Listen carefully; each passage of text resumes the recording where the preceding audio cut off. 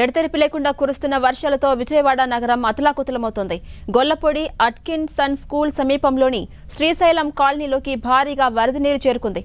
కాలనీలోని నిర్మాణంలో ఉన్న అపార్ట్మెంట్లో ఓ వ్యక్తి చిక్కుకున్నాడు. తనని కాపాడాలంటూ రెండు చేతులు ఊపుతూ ఆర్తనాదాలు చేశాడు.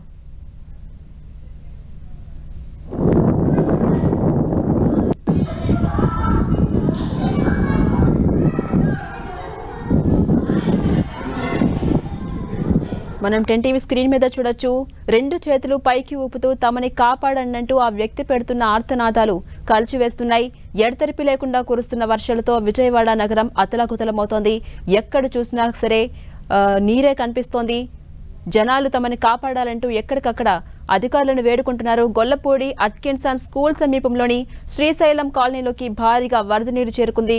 కాలనీలోని నిర్మాణంలో ఉన్నటువంటి అపార్ట్మెంట్లో ఓ వ్యక్తి చిక్కుకుపోయాడు. తనని కాపాడాలంటూ రెండు చేతులు చాచి ఆర్తనాదాలు చేశాడు.